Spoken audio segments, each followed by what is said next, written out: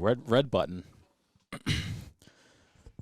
Josh, Ted, good meeting you guys. Yeah, good to meet you as well. I know. I feel like, I've been talking with you, Josh, for a long time, and thanks for reaching out over on, was it LinkedIn?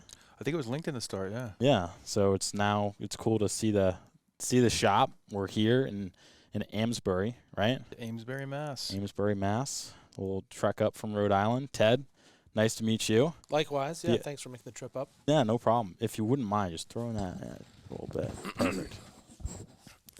As close as you can get it. I'm just scared of my breathing. Nah, it's post-production, right? There you go. No, it's really cool to be here. I've always been, I've always admired 1620 and what you guys have done, especially in today's day and age where, overcoming challenges like supply chain and issues that, just keeping things more on the home front here in the U.S. is super important. And to learn more about your background, I mean, we first got introduced to you guys by Mike from Deep Apparel. Mike Croto, yeah. And Mike Croto.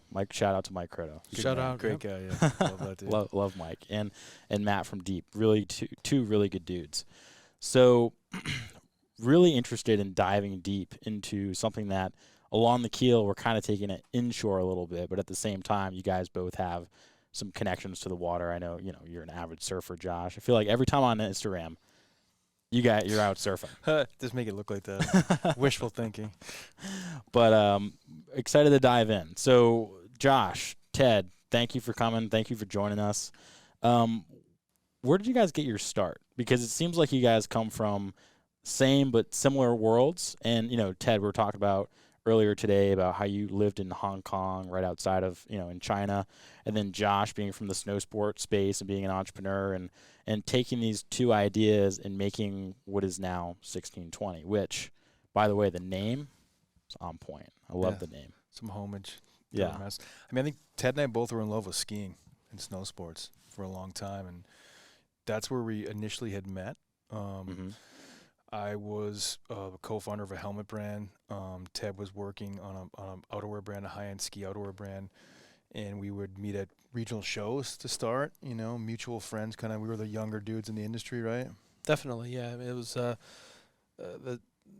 snow sports revolves around specialty retailers, and they all go to trade shows 2 or 3 times a year. It's a very cyclical business, and there's a lot of, I would say, very seasoned sales reps, and then there was a younger generation that was, fresh out of college and kind of eager to learn and kind of make a foothold in the industry. And it's a very legacy-driven business, snow sports.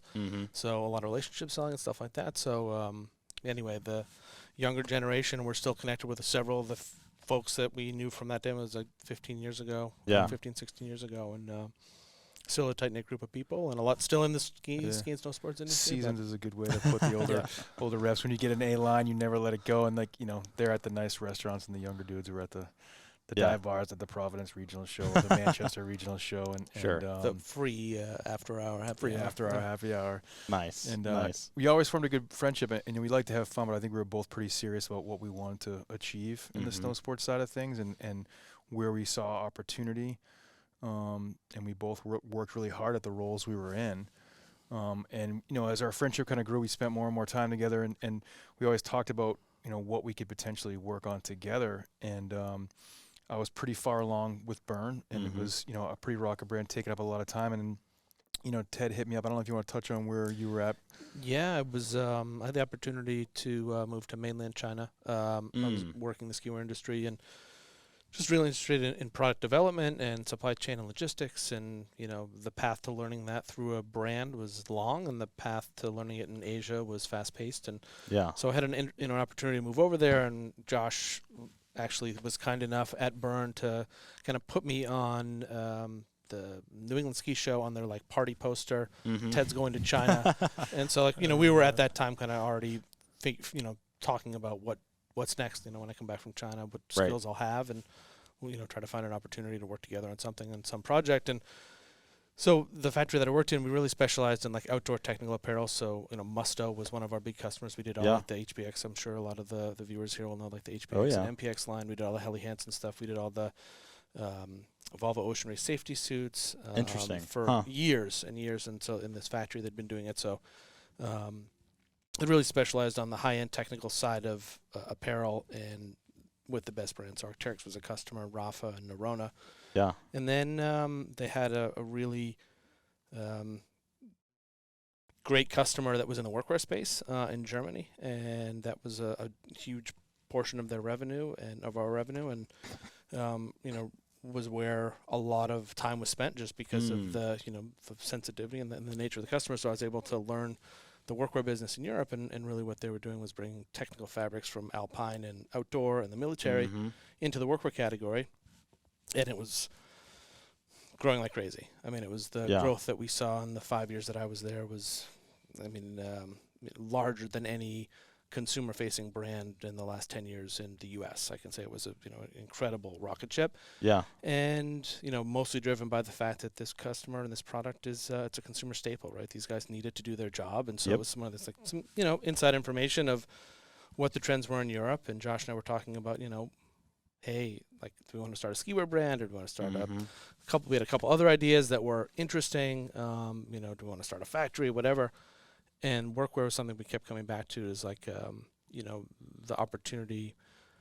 Marketplace was kind of stale. There hadn't been much innovation, certainly, pre-2015, 2016. And there was a few people at the same time as us kind of doing similar things and kind of saw the same trends that we saw. But really had this idea that, we could, make something better than what's out there, and we could make it better here. Right. And I had some, again, just, I would say, was able to see all the best fabric suppliers in the world and identify a few that were, one, located in our home state, and a few other located in the Carolinas, and found some fabric partners and kind of tried to forge this journey on our own. But we really, we landed on, I would say, workwear just because there was a huge opportunity. And prime for disruption. Yeah. I think that's sort of what, my specialty at Byrne was disrupting the helmet category and just shaking up these kind of big players. And Ted's specialty was making the best shit. Yeah. So if we combine forces, where is there opportunity?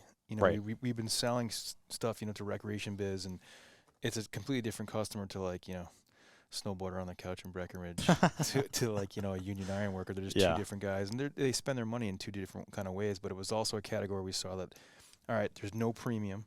Yeah. And it's prime for disruption. Right. Ted knows how to make the best stuff, and I know how to disrupt the category. This is it, right? This is what we should go after. This is where there's some real opportunity, because it's, it's tough in the 2000s to even come up with a new brand. Where we're at when we started the company in 2016, even tougher, right? I mean, everything's been done, everything's been thought of. Just even trademarking something's really hard. We talk to a lot of young guys come in I want to do something, I want to start something.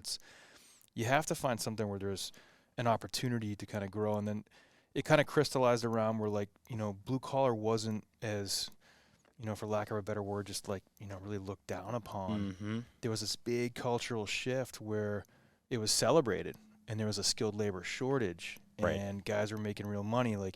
It's not oh, this guy's coming in my house to work on my toilet. It's you're waiting 2 weeks for that guy to come in your house to work on your toilet. You're begging for him to come fix the toilet. And you're paying him $100 to $150 an hour. Yeah, it's no joke. Guys are making real money. And so, there's this glut of white-collar talent, not as much opportunity, skilled labor shortage, tons of opportunity in the trade, tons of money. So we just kind of saw this thing where, younger people are great at following opportunity, right? So there's some long tail, there's some growth here. Right. And also, a lot of Ted's experience, and you could touch on it in Asia, working with outdoor suppliers and stuff, the amount of waste, right? Creating new collections and the amount of time. Yeah, I mean, that's the sustainability aspect of 1620, just something that we had been conscious of before we made the first product, and before, I don't want to say it was a buzzword, but I had seen the biggest outdoor brands in the world. They fly to Asia with 10 people on a development trip for 2 weeks, staying at the Intercontinental Hotel and eating at the most expensive steakhouse,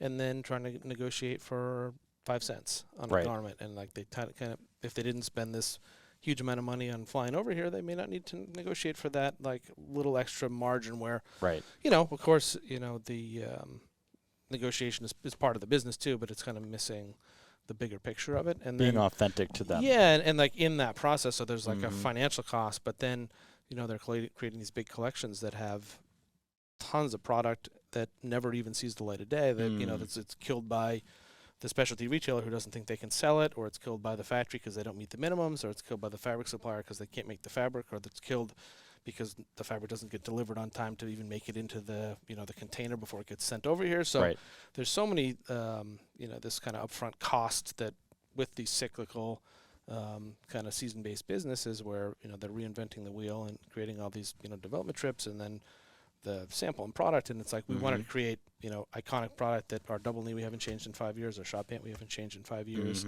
hoodie we've made a couple of tasteful updates to, but shorts, overalls, these are products that we will make certainly improvements to as we get feedback from customers and different things arise, but we really wanted to land on something where you make great product, and that product doesn't need to be reiterated every year to sell it and sell something different to the customer. It's basically the same thing but different, and and that's part of the sustainability aspect of it, right? It's like these guys know they can. We're not trying to chase a trend or whatever. They buy it because they need another one, not because they want to buy a new color or they need something like what the latest trend is. Yeah, because something wears out because they need it, and building a better product that's authentic to what you guys are. So, like, talking about authenticity, there's something to be said about living in New England and dealing with the elements and just the culture up here of work, right? So I got to imagine that you guys growing up, although grew up differently, have now come together. There's something in your fabric as a human that led you to chase the outdoors, to then chase something in the workwear industry, right? So, like, speak to me a little bit about growing up and finding your way into the industry that you're in, right? Because that's so much of a company is really a projection of how you grew up, in my opinion. I mean, that's what it seems like, right? Sure. I mean, I wouldn't be where I'm at if I didn't enjoy being on the water and got the opportunity to do that. So, speak to me about, like, I know Josh, you're a big surfer. Ted, we haven't dived too much into like your childhood growing up, but like, talk to me about that. Like, where did you guys really get your start? Yeah, I mean, I think we probably both grew up very similar, even though we haven't talked a ton about our childhood. Not really, no. We were Not friends for childhood, over but a decade, but we both love the outdoors. Yeah. We're both sportsmen. We're both hunters. We're both fishermen. We're both skiers, and growing up in New England, and a lot of the guys that are basically kind of avatars for the brand, whether it's family members or friends or this or that, it's heavy use environments, right? So I think the essence of what we always wanted to create was something that was kind of meet, it's a focus on work, and we're selling workwear, and that's our target customer, and that's who we want to buy it, and that's what we want the end use to be. But at the same time, we always wanted to have that crossover because the working guy has an active outdoor lifestyle. The weekend warrior, a weekend working guy, the guy, if he's working on a car or it's DIY home improvement, he's got an active kind of outdoor lifestyle. So I think, like, a lot of our values, are definitely in our brand and our product, I would say, right? I mean, we grew up, I don't know, probably 30 miles apart from each other here on the North Shore, so not far, but kind of in two different towns. I grew up in a pretty white-collar town, and I was the only one that I knew. I didn't have any friends that hunted. I had a few friends that fished, but that was probably only later in life, maybe in high school when you were looking to kind of get out on the water, but it wasn't something like we did as a friend group. Right. My family, we camped and hunted and fished, and that was kind of what my dad liked to do. So it was kind of passed those kind of interests on to me in sports and team sports and stuff like that. And he was not a business person, still isn't a business person, but it was more, about pursuing your passion and trying as hard as you can to kind of get stuff done. And I've never been the biggest or the fastest person, but you just work hard at it, and you achieve success. And so I think we both relied a lot on kind of how our parents taught us and kind of taught us good values. But bring it back to where Josh being 30 miles away, he grew up in a town where hunting was actually part of the culture, and his family was big hunters, and there's other people that he went to high school with that were big hunters. Like I said, I didn't know a single person, and we were very close to each other, but like the climates we grew up in, or what I mean, Josh was a little bit older, but it was still it's a really interesting thing that it's kind of brought us full circle, right? Even with kind of two slightly different, but it's similar, I think, upbringings and family values around the outdoors, and like we went skiing on the weekends, and we went hunting in the fall and fishing in the spring, and that was it. Yeah. That was It's wild how diverse New England can be, like across just like what end uses. But I think one thing that just having started the company here Mhm. and having started a couple companies here, and we both worked in different companies here, there is a certain New England mentality around quality, durability, Mhm. integrity, Mhm. doing what you say you're going to do. Yep. You know, we've never, listen, could we have sold a lot more shit? Could we have done, yeah, but it would be sacrificing what we both really want to do with this brand and this Right. company. You know, there's a lot of stuff out there that's just flash in the pan, it's BS marketing. Like, we wanted to Mhm. make the best stuff and have a really authentic brand and real guys running it. And it takes time, Yeah. you know, to do it right. Mhm. You know, I think, you know, money's this thing with brands in this space and brands outside the space that can allow, I don't know, inauthentic things to happen Mhm. and people to buy into it because they don't know any better. Right. The one thing you're going to get with 1620 is two guys that have bootstrapped a business from a barn with no heat to, you know, kind of where we're at now as a company with, you know, some real core values in terms of sustainability, because we give a fuck about the outdoors. Yeah. Making the best stuff because that's what we're passionate about and what Ted's really passionate about. Making a really core, authentic brand that you can be proud of, that's Mhm. never BS and never faking it, never trying to be something that we're not, which, you know, I'm super proud of. Mhm. And, you know, I think we're trying to just create that culture. You know, we want to make something that's real and sustainable and has Mhm. value and can do things, you know, for the next 5, 10, 15 years. Yeah. You know, and create that real foundation for it, because we've all seen companies that, like, just chase it for the wrong reasons. Chasing the trend. Yeah. Yep. And you know, you can make some money quick. Right.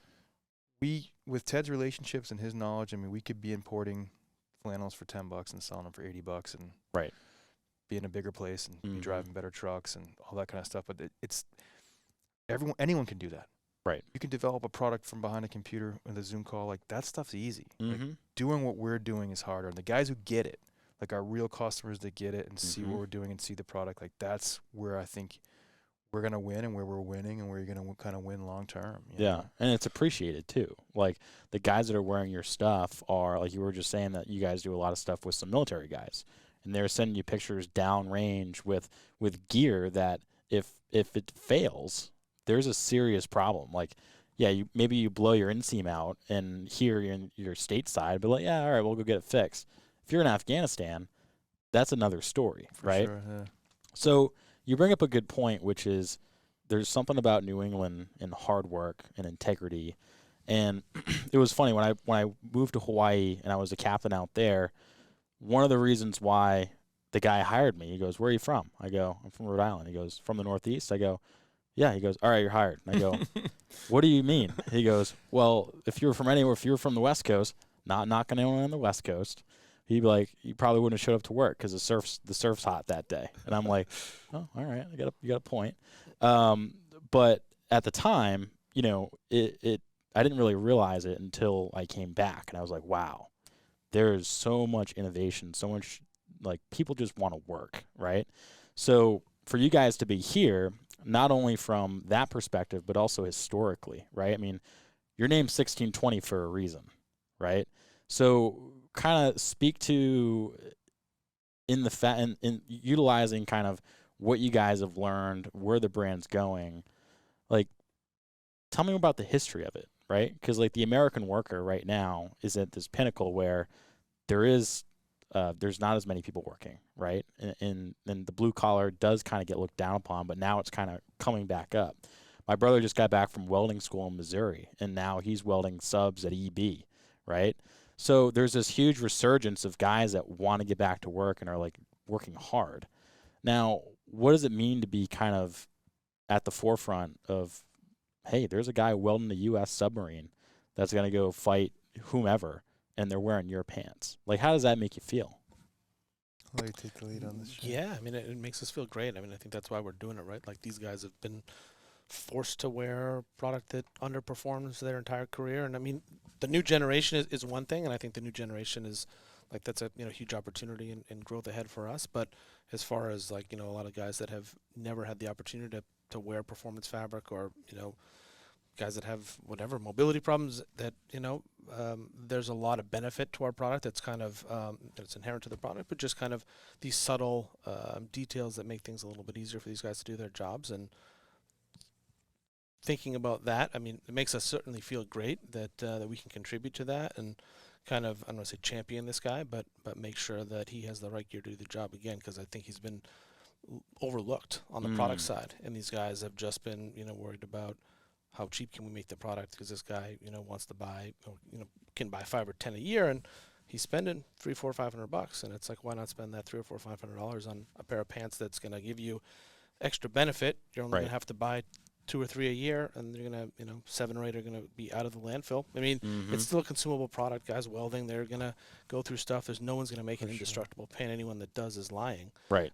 But we're trying to, while they're wearing it and while they're able to use the product, have the best performance possible. And I mean, that's what it's all about, is allowing these guys to do their job better. Right. And that's sustainable in itself, right? Like, the less we have to use, the less waste there is, the less, I mean, you guys make a really rad product, but you're almost kind of, like you said earlier, you're kind of pricing yourself out, right? Like, you're making something really, really good that's going to be at a premium, but they're only going to buy it like, once or twice a year if they're really going through it, versus you go wear, a pair of the other brand and they're going through it every week. They just burn right through them. I mean, every guy's so different.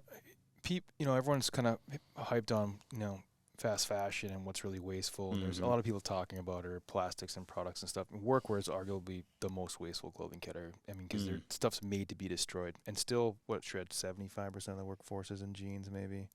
Still, jeans are just the most prevalent thing, because guys can't get their head around, I'm going to spend how much on this, and then I'm going to work on them and destroy them.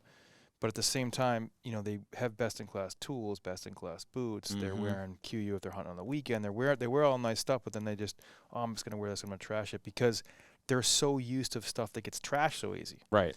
But then when we finally convert them into a pair of 1620, they're like, man, I can't believe, I've been in these things a year. They're still sick, like, best money I've ever spent. Right. And at the end of the day, like, buying shitty workwear that blows out, it costs you more money. The average price is still $69, $79. Like, there's the $30 and the $20 walls you're going to buy at Walmart. Our stuff outlasts those pants 3 to 5x. And we back it and we repair it. So there's a lot more like inherent value what we're making, and durability is more sustainable. Making stuff in America is way more sustainable than any free trade factory in the world. It's just how tough our restrictions are environmentally. If you're making stuff in the U.S. with the footprint of it, and with, what we're environmentally restricted to do in clothing manufacturing, it is the most sustainable, greenest way to make anything. And so we're proud of that, and like, we want to be the most sustainable workwear in the category. Like, we want to make stuff that lasts longer. We want to make it in the States. We want to have, a reused workwear program, this patina program that we've developed. We want to be this kind of standalone, because we've seen, and Ted more so than I, it's a race to the bottom. And it's in the rag game can be really an ugly game, and I think it matters. And the American consumer is leading the world on with the decisions they make and what we decide to wear and what we decide to buy. It dictates everything globally, right? So that's been probably the most exciting thing for us, because it's a totally different model where you get a lot of these companies like, oh, we're cutting the middleman out. You're going to save all this money. Right. Like, we came out and, like, our shit's 2 to 3 times X. We charge for shipping. Like, it's total antithesis of the digital model. It should have never worked. But this guy's been dying for better stuff. Right. He's been dying for it. He still spends $2,000 a year on Carhartt and hates all of it. Right. So it's been interesting. We've learned a lot. Like, we had theories and we had, a lot of these things in our original business plan, and like, to see them really come true, to read customer reviews that, like, we wrote, that shit has tripped me out. It's really cool to see. Like, we wrote the same thing in our business plan. The customer's saying the same thing back to us 2 years later. Like, right. That's been, I think, one of the coolest things. Yeah. Now, how, being made in the U.S., because we're in Mass, right? The place where the United States started. Right? And you guys are 1620 for a reason. What does it mean to be made in the USA? Different things for everyone. Yeah, I mean, that's somewhat of not nuanced. It's pretty straightforward. I mean, for us, it means to be, everything is made here. So, fabric is woven in North Carolina, in Massachusetts, and then we do our cut and sew here in Massachusetts, and then also some in North Carolina. But I think for us, the Made in USA is really it's more about like I want to say a conscious decision for our customer. Like we know our customer has to spend more because it's made in USA. We could make similar product significantly cheaper in Asia with similar materials, and but it's not.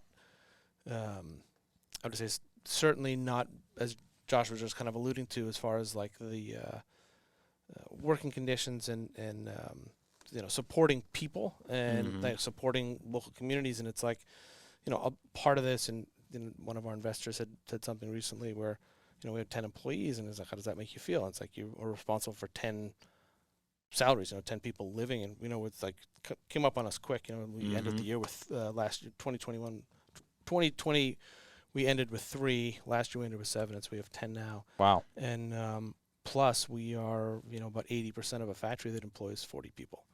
And that's awesome. Supporting all of their jobs. So it's like, we really have a big impact on our local economy here in Massachusetts, and being able to, basically, I would say, create jobs, because that's not really what we set out to do. But, the Made in USA means that, like, the labor and the value and everything is staying here, because that means that that person is spending their money on, they're paying their taxes that are also, going to fund whatever, infrastructure projects, and right.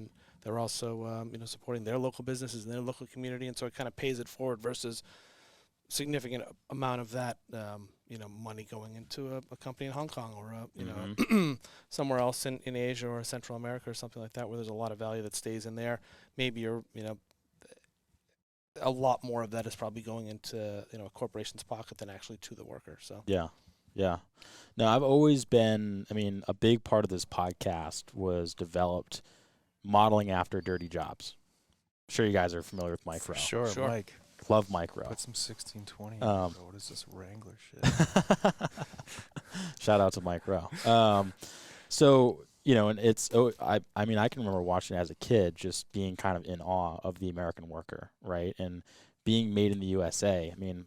You can probably talk to my family and my brother and be like, man, Zach's obsessed with anything that's made in the USA, right? Awesome. Like, if I had to buy tools, they were made in the U.S. Like, I bought Craftsman tools when I was a kid, but they were made in the USA Craftsman tools, right? Like, if I'm going to save all my money up and I'm going to buy a Snap-on toolbox, right? It's something that's made in the United States. And that's, for me, has always been super powerful. But to hear the story about how you guys started in a barn, and now we're in this, how big is this facility now? Close to 10,000? 10,000 square foot facility. Yeah. Really cool, by the way. What was that transition like? Like, what was the beginning days of, I'm assuming the barn wasn't exactly heated. Or very way laid out. There was probably a lot of other stuff going on there. Like, what was that? What were those beginning days like? Stressful. Some fun, freeing. We called it 1620, because of Mass Roots, but we were both kind of leaving oppressive environments where we knew what our output and impact were at the places we were working, and we knew how undervalued we were. And we knew what we were responsible for in terms of what these companies were actually making, from profit to product to whatever. And we were sick of it, and we wanted to change. And so it's sort of like getting in boats and setting sail and going on our own to an uncharted and going on our own. That's a lot, and we're Massachusetts natives. We wanted to make stuff locally, so it's a lot of where kind of 1620 kind of comes from. I will say that my business partner, God bless him, he had a real crystalline vision of what he wanted to make in this category, and so he came into it really early with this is what I know is going to revolutionize. This is what I know is going to be. This is going to be so different. No one's doing anything like this. And on the branding sales side, when we started, it was even more entrenched in, there was probably even more $25 pants on the shelves. So I knew that and it's still to this day, if anyone's going to hate on us on social, who the fuck's going to wear, cost and price aversion is a factor with this customer. And we're not making it for every dude who goes to work outside of an office every day. We knew coming into this that this isn't the job, this isn't the clothing for everyone. We want to hit the top 15 to 25%, skilled labor in terms of their earning potential, or the guys who want the best stuff regardless of how much money they make. And we know there's a customer out there. There's, price points kind of are what they are. But like in those early days, heading into our launch collection, I mean, it was kind of before we sold anything, it was kind of like we didn't know how it was going to go. And then Yeah, I mean, I think we had 3 years where it was basically just Josh and I were the only 2 employees, so we did everything from customer service to pick, pack, ship to production and everything product. And it was a very hands-on time, so there's a lot of stuff to like fill your day with, like little kind of tasks that are Sure. kind of, but we also worked really hard in planning. We spent a lot of time. We had some good early advice from some folks that just make a good plan and stick to it. And so we kind of did a lot of research and we spent, I would it was almost, I would say 30% of our time, I would say planning, but like really looking towards the future. And that's what Josh was talking about earlier about some of the customer reviews reflecting what our initial assumptions were about this category and about this customer and what they were looking for and what they needed in 2017 are true in 2022. They may not have been true then. It may not have. It took some time to catch up. But we thought this is what the customer's going to say and they're going to need. And we were true on several different points and have been imitated by a couple of other folks that kind of had similar insights based on our insight or based on our conversations and whatnot. And it was. I think it was a lot of fun. I think both Josh and I, it was certainly stressful at times, and it was modest, and we were able to raise money in that barn. We raised our first round entirely in that barn with people believing in us and our vision, and it was in the beginning there was some other stuff in there, and then we were able to clean it out, and it was a beautiful setting. That was actually, I would say, like one of the things I certainly missed the most, and you guys might have the opportunity to see it later, but it's kind of right on the Plum Island Sound, right? I think that's what it is, or like the kind of you can see like the salt pans of the Plum Island National Wildlife Refuge there, and so you're there and seeing deer and egrets and all sorts of wildlife every day, and it was a super nice environment, salt air, and I was I was living in China for 5 years prior to that, so it was like breathing in not great air, and so it was actually a good place to kind of be inspired. And Josh's grandfather's a legendary artist, and there's a lot of art in there, and it was just like it was good juju in that space. For whatever for not having Wi-Fi, not having plumbing, not having heat. There was like a lot of things, maybe having one outlet and a couple of extension cords. But no, it was a lot of great memories in that time, and I think like it inspired us to, again, like there's not it wasn't a ton of orders to pick. In fact, it was, but there's a lot of work to do, and again, a lot of the stuff that we see now, it's definitely because of the hard work we did at that time, for sure. Yeah. Josh, you said something a little bit, just briefly. It was we both left our jobs because we felt undervalued, right? And I think, for a lack of a better term, a lot of skilled laborers here in the United States feel the same way, because all of a sudden, like, you drive down the road and people are like, oh, yeah, the road is here, so we're just going to drive down it. Or, why is the toilet not work right now? Or they just assume things are going to work, but there's a whole country around just that, just making sure the country stays where it needs to be and where people are, being able to turn the lights on. I think it was a Joe Rogan skit where, he's talking about if there was just Armageddon and the lights all went out, and they all just come to the middle of the cul-de-sac with their pitchforks and lights, torches. And they're like, oh, well, someone's doing it. I don't know who, but someone's doing it, right? But those people that are doing it are kind of the unsung heroes, right? So in your own right, you guys were kind of the people that were unsung, but yet you took the next step and you took the leap of faith.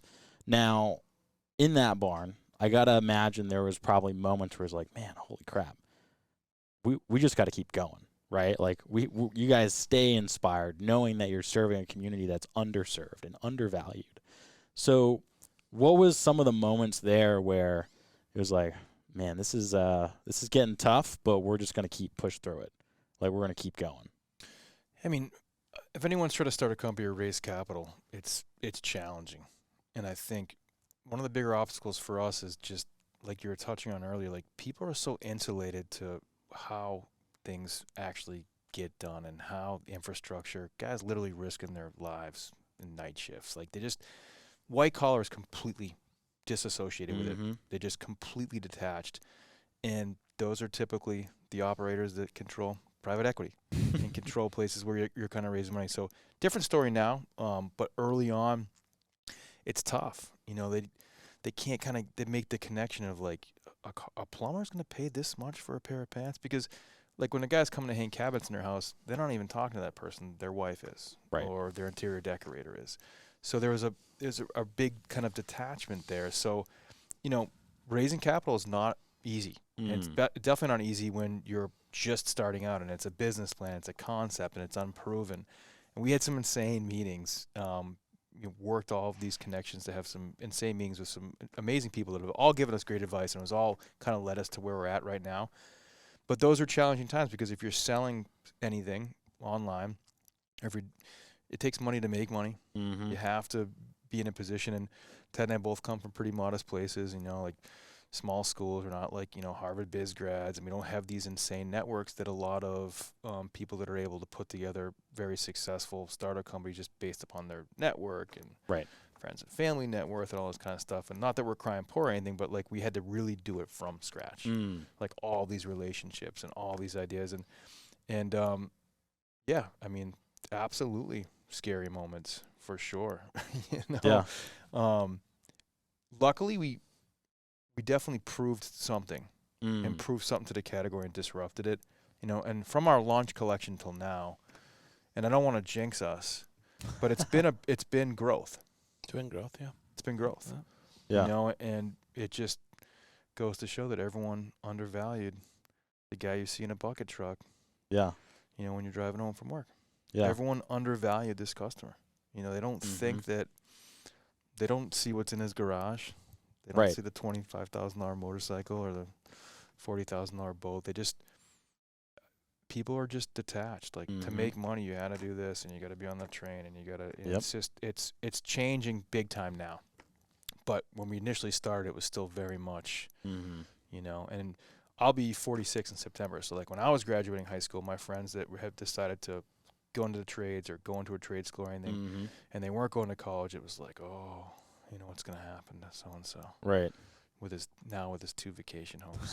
You know what I'm saying? Yeah, so 100%. It's been interesting to kind of see that, and listen, man, we're so proud. It's so cool to work with a customer like this. Yeah.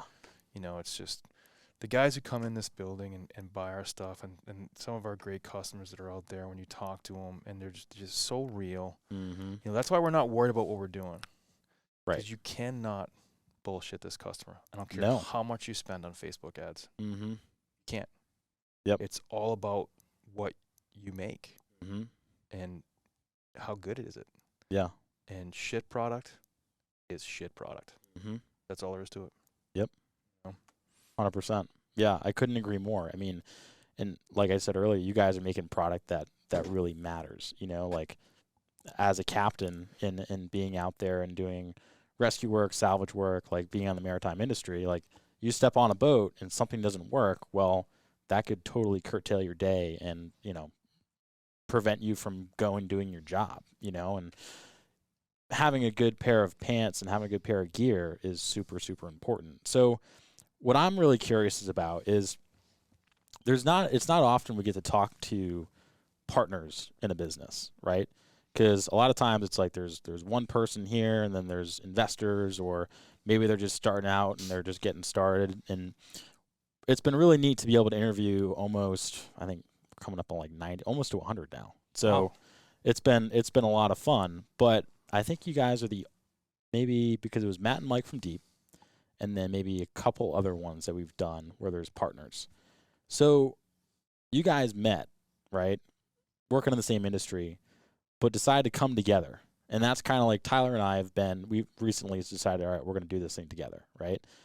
But putting two minds together is always going to make, you can, what was it, Tyler? You said, you know, go by yourself and you can go fast, but go together and you can go far, you know?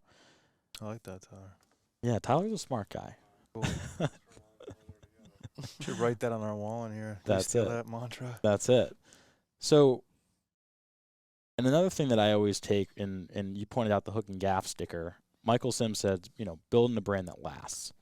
And by staying together and thinking, all right, we're going to keep this going that lasts. Looking down the road, how has your partnership been able to bring you guys to where you are today? Because it seems like you're very much so on, the branding side, the sales side, Josh. Ted, you're like in the weeds on all things manufacturing, the nuts and bolts, the operation side of things. And that's two really powerful people coming together and being like, man, we can rock the world here. I feel lucky that I have Ted as a partner. I feel like we complement each other really well. And I think at the end of the day, if you want to be successful, man, you got to take ego out of it and you got to focus on what your strengths are and appreciate your partner's strengths, because it's you guys against the world. I think we realized pretty early, and I'll shut up after now because I can talk too much, but I think we realized pretty early that it was us against the world, and faith in each other and believing in each other and pushing each other, but always kind of having each other's back was going to get us, Yeah, I think actually we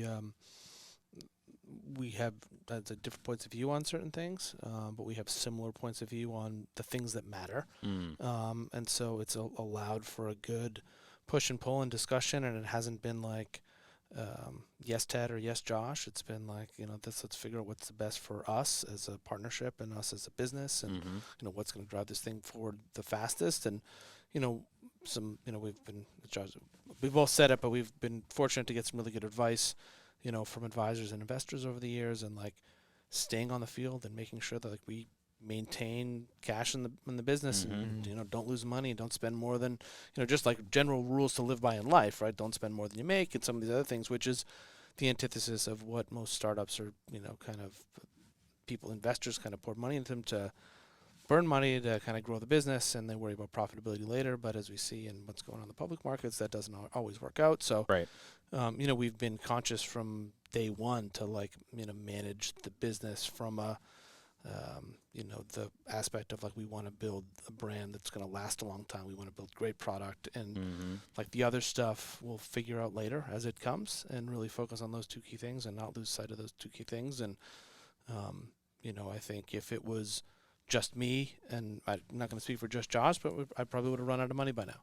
And if it's just Josh, just because you don't have somebody to say, hey, we shouldn't be doing that. We shouldn't, or should we be doing that? Yeah. It's there's this other opportunity, or there's just to present a counter view to my view, and then you're able to put things in check or decide, well, this is still the right way to go on both sides of the ball. So it's been, I think, really beneficial, and allowed us to, kind of maintain the path that we've been on, is to have that kind of that yin and yang, but still, again, be aligned on the core things that we want to achieve, and then, come at it from a couple different perspectives, and, never trying to dilute the product, never trying to dilute the brand, and then making sure that we always have cash in the bank, and that we're, kind of managing the business from actually managing the business perspective. And, right. I didn't have any direct management experience before this, and I think Josh was on the branding side, involved in the building of the business, but you guys had a finance team and an operations team. So it was we're both coming from a place that this is our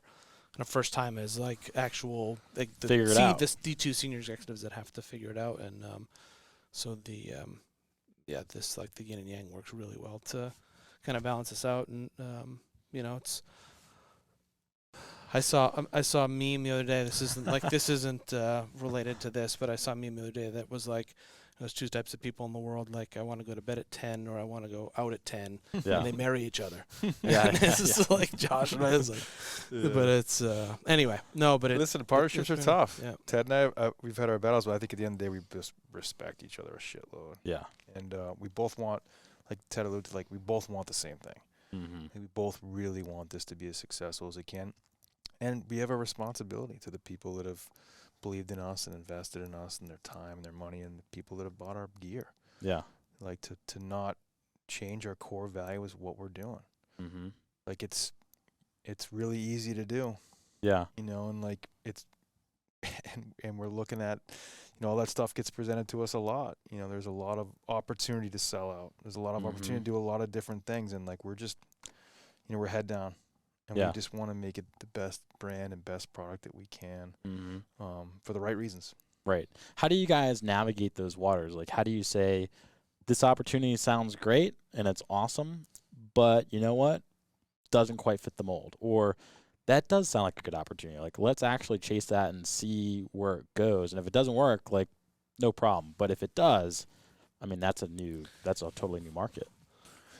Well, yeah, I mean, there's so many opportunities at work right now that we can't fully capitalize that. Yeah, I mean, it's interesting because it's like, I think one of the reasons we've been successful is we haven't chased a ton of opportunity. I mean, we know what our opportunity, we know what we're really good at, which is making great product and building a good brand and selling online and having great customers have great experiences and then coming back to buy more. And and there is a lot of, whether it's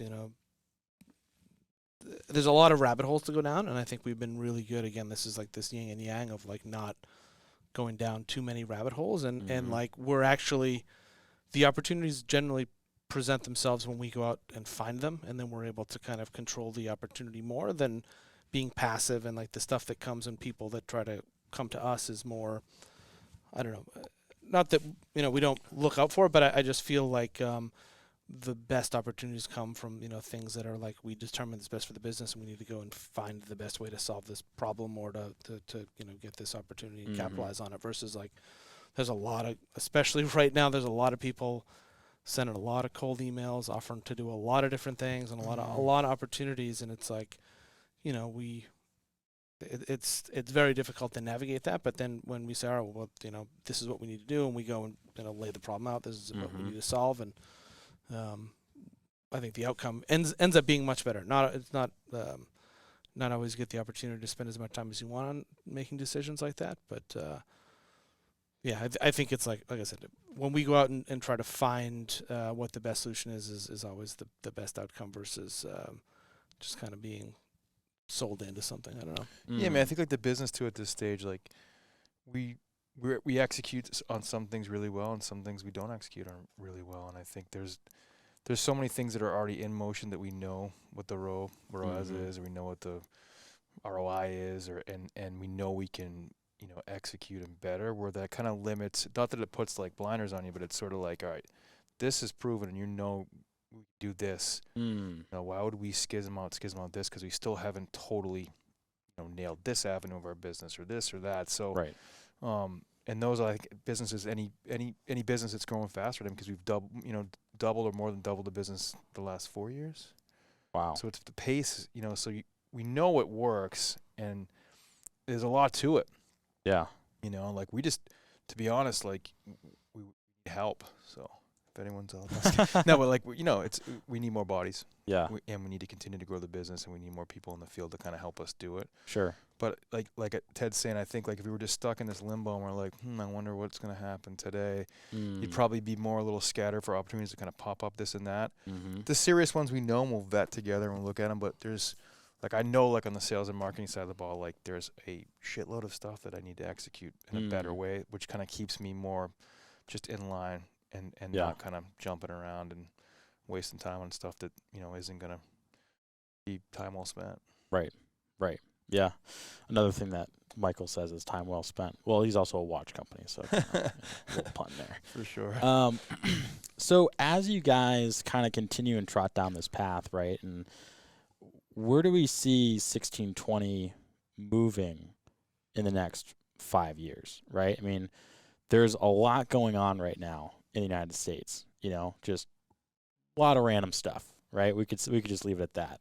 But the American worker is always going to be there. Like people always need their electricity, people are always going to need their plumbing, people always need stuff to weld. So where do you guys see yourself growing, and what's the end goal?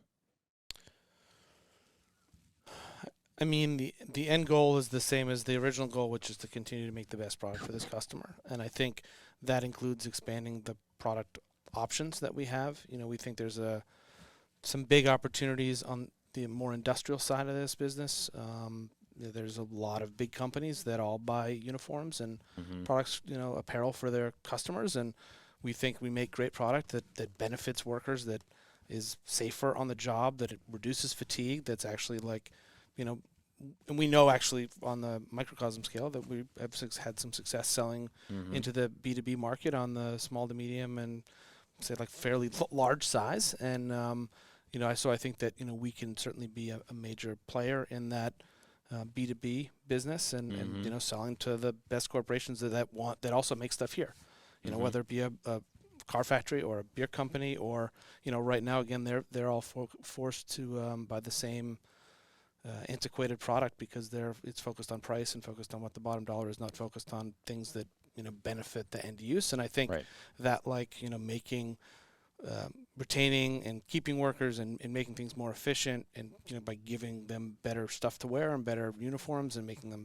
feel like the companies value them more, is definitely going to be one of these soft factors that I think major corporations that manufacture here are going to have to lean into over the next few years. Sure. So I think that we can be a part of that. And there's just a ton of industry, aerospace and aviation and agriculture. There's a lot of people that make and produce a lot of stuff here in the U.S., and we want to be outfit that on a larger scale and partner with some larger businesses. Sure. And I think that we want to make get into certain things like technical outerwear for this customer. We want to get into more cold weather gear. We wanted to get into more warm weather gear. We think there's a lot still of opportunity with American fabrics and American fabric technology that this customer is currently being made here, sent to Mexico, sent to Asia to be made into a garment, and sent back here in the form of a finished garment that's sold at a box store. And I think we can make this better here for our specific customer. And we know just from pretty much every brand over the course of time, brands that are focused on making better stuff, those brands grow kind of outside their core interest base, right? And so we want to make better stuff. We're not going to lose focus on making better stuff for the working guy, but we see that there's a lot of people that are going to look for better, longer lasting gear over the next 5 or 10 years. And 1620 is going to be at the top of the list because there's not a lot of brands that are out there trying to make better apparel in general. Forget about for the workwear category, forget about for athleisure, any of these guys. There's some people focused at the top, but the majority of the brands are focused in the middle at the bottom. That's where a ton of the, I don't want to say innovation is, but the innovation is on price. It's like, how do we make this cheaper? How do we make this more efficient? So we want to how do we make this better? How do we make, and from head to toe, base layer to outer layer for this customer. And, like I said, we know from brands that have done that focused on outdoor, they've focused on specific market segments, and that stuff's grown just because people seek out better product over time. Right. So there's, growth from, that on the consumer-facing side and on the B2B side and industrial side. Just continue to just kind of disrupt what people think the category is. If we had $100 for everyone who told us no one's going to buy our pants because they're too expensive, we had $100 for everyone who told us we're crazy to make stuff in the U.S., and if we had another $100 for everyone who told us we were geniuses for making it in the U.S. the last 24 months, everyone's going to tell you a bunch of shit. You have a vision, stick to it. Do what you need to do, and our vision hasn't changed from first time we put pen to paper on our business plan till now. Yeah.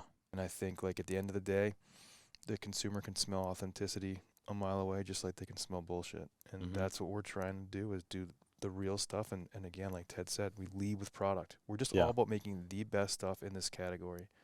And we think we've made some great stuff. I think we're going to continue to make even some better stuff. And it's all about the consumer and the customer. And so we're just trying to make their experience awesome. We're trying to, if anyone's had any frustrations or any pain points in our process, just know that we're working to make all those things kind of better too, with CS and the web interface and all these kind of things that go along with a small kind of growing brand. And we wouldn't be anywhere without these guys who kind of believed in us. And that's the coolest thing, is to get those messages and talk to those guys. Like, I bought this pant this year and look at it and it's still great. And I've been buying, I can't wait till you come out with this. Like, man, it's so hard earned. Yeah. It's not just the newest cheap whatever. Right. That's, has raised a lot of money to advertise online. It's it's legit stories. It's like you're actually making an impact in that guy's life or gal's life. Has there been one that's stuck out to you that someone's come back with? Oh, there's been a ton. I think one of the cooler ones is remember that guy that put the guy who had that big gash in his leg and the double knee he went to the doctor. Some guy got a pretty bad. He was like a Missouri guy, and he was working on some sort of piece of farm equipment. Came in, cut his leg pretty good. He had like 6 or 7 stitches, but he was wearing a Nyko double knee. And these are not cut-proof pants. I'm not advertising that, but the doc even said in his pants in there, he's like, "It's a good thing you were wearing these, because stuff like that's really cool to hear." Yeah. And then it's just like the insane customer. We have some customers with lifetime value. I mean, it's just I think it's like the guy that's our age or a little bit older has been wearing Carhartts and working in the trades for 20 years, and their first interaction is great, and they just love the product because they haven't had anything like it, anything they feel like that's been really made for them their entire career. And everyone, people have thought about boots and tools and other ways, trucks, whatever, to make stuff more convenient for their day, but certainly no one has really focused on pants until we came along. And so it's really cool to read those reviews of guys that have been bought every brand, and these are the best. And that's the majority of our reviews are similar to that. It's not not just these are great pants, but it's like I've been working in the trades a long time. I have a fair amount of experience as a consumer, and it's a real validation of what we're doing. Yeah. Yeah, we're not sitting here cleaning up. I mean, we run a good, solid, strong business, but our stuff's expensive because we use the best stuff. Mm-hmm. The best stuff costs money, and you get what you pay for. Right. The same is true in every product category. Sorry to burst everyone's bubble, but like you get what you pay for. Like, there's a reason why the truck costs that much money, and there's a reason why the pair of boots cost that much money. Right. The best stuff costs money. Yep. There's no way around it, and it just depends what you want to wear. And in this day and age, you want to buy quality. It lasts longer. It's less trips to the store. It's easier on your gas tank, and you end up saving money. You buy once, cry once. You save money when you buy better stuff. Right. Yep. I 100% agree. So with that, I mean, as we kind of wrap things up, you want some free pants, right? I'm just teasing. I'm not gonna say no. What is the term Yankee ingenuity mean to you guys? Hard scrabble New Englanders. Yeah, I had dinner with a guy, somebody I met once, who's a CEO of a paint company, and not that one, but somebody else, and he, I think, was they're based somewhere in the Midwest, and he explained to him what we were doing, and what the business was, and the growth we were experiencing, and he said, the Northeast in New England is the best innovation anywhere in the world. I mean, it's like literally every entrepreneur that's focused on building there is focused on building better product for whatever it is across. I mean, you can see in New England in biotech, I'm sure. I mean, I think in Rhode Island, there's I can't even think of the word, not zoology, but like fish, marine research. I think there's a huge marine research industry. Fisheries. Fisheries in Rhode Island, and then on the product side, just really focused on innovation. Whereas you have people from the Midwest and the West Coast really focused on sales, not necessarily focused on the product and the input, but focused on the output and like how many of these units can I sell? Not like, is this a good product to be selling or whatever.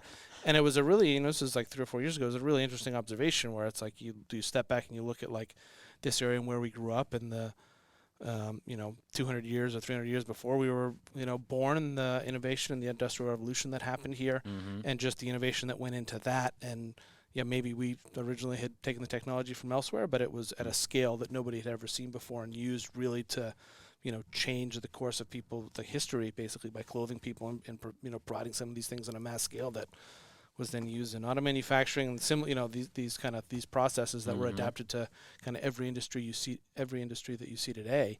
And so, on a large scale, it's like, this is, the most innovative place in the world as far as, probably per capita. Yeah. And, so like Yankee ingenuity from a, like a regional perspective, it's really just like, we're in an area where, everyone is kind of focused on making better product, and the innovation that happens here is kind of outsized to the rest of the country. And so I think that's kind of Yankee ingenuity to me. I mean, I don't know, but that was I mean, there's a lot of harsh climates in the world, but the coldest surface water temperature in the world was recorded in Maine, if I'm correct. I think so. Yeah. I don't want people to get it that like it's pitch black at 3 p.m. not light till 9:30 a.m. in the winter, and like how gnarly it can be here. Listen, there's lots of cold, gnarly places, but I think like just the seasons and what this place is, it it definitely breeds like ingenuity and creativity and just a kind of a different way of approaching things. Yeah. I think across kind of all product segments, lifestyles, jobs, Mm-hmm. and there's a reason why, mariners and guys who work on the water are so respected from here, because it's one of the gnarliest places in the world to do it. Yeah, I can attest to that. And at Along the Keel, our motto is like earn your summer. Like I like that. there's going to be harsh winters, fall, spring, it's cold, it's gnarly, but then you only get 3 months to play. Right. And that's kind of like a good adage to like, being entrepreneurs, right? Like you work really, really hard and there's like brief moments of like it makes it all worth it, and being able to kind of scrap your way through and bootstrap, and it sounds like that's exactly what you guys have been doing. So with that, thank you guys for coming on the show. Oh man, we appreciate the heck out of it that hopefully people even care what we're talking about.